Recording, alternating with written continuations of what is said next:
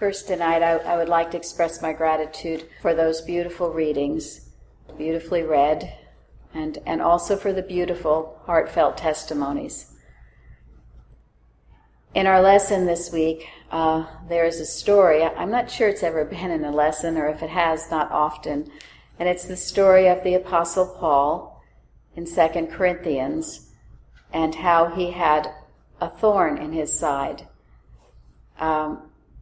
Many years ago, when I was sort of a novice to this church, new to this church, and I had many problems that I was working through, I was asked to do something for the church. I forget, it might have even been just to give a testimony.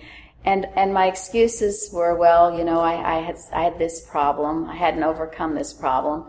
And the practitioner at that time said, well, remember Paul, what a great apostle he was. He had a thorn in his side. Did that keep him from testifying? Did that keep back his great works for God? It did not. And that was the end of that story. But I've never forgotten it. Along with that story of Paul, it said that he prayed thrice, and he still wasn't healed. And with that thorn, it seemed to be a reminder that in his weakness, his only strength was in God, and that he learned to rejoice in infirmity. Well, I was thinking, certainly in my own life, and I'm sure of lives of others, we perhaps have had that thorn in our side, something we've prayed for to be relieved of, and perhaps it hasn't been relieved right away. And yet to think of what Paul did, it didn't hold back in any way his testimony for God. And he rejoiced in his infirmity. And it also forced him on his knees, when you have something like that, to know that without God you are nothing, and to rely even more wholeheartedly on God. When things are going fine, when you don't have that thorn in your side, you might just be sailing along thinking you can do it without God. But when you have that reminder, it forces you to know who is doing it, and it always is God. On our website, there's a beautiful article under General Study, one that I've always loved and thought about often. The name of it is Sight, and it's by an A. Kroger.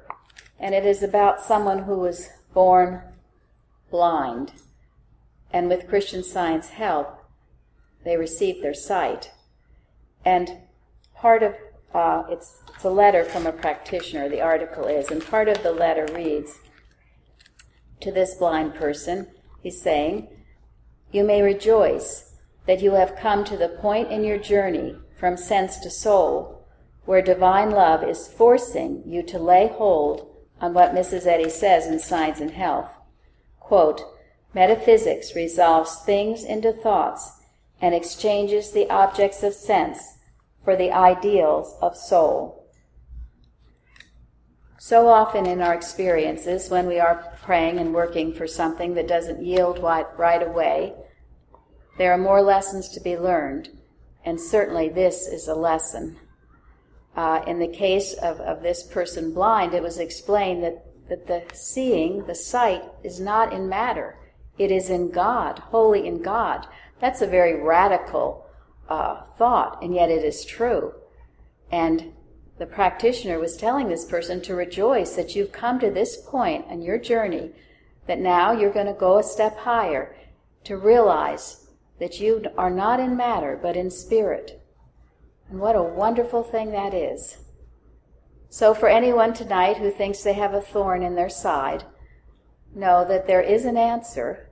We certainly believe in healing here, and healing does come as we persist. And as we journey forward, knowing that rising from sense to soul and learning more wholly that we are in spirit, not in matter, our healing will come. And in fact, it is here, right now, because the truth is, you always have been perfect in God and always will be. I'm so grateful for these lessons. I'm So grateful for dear Mrs. Eddy, our wonderful Bible stories, all that we are learning in this church.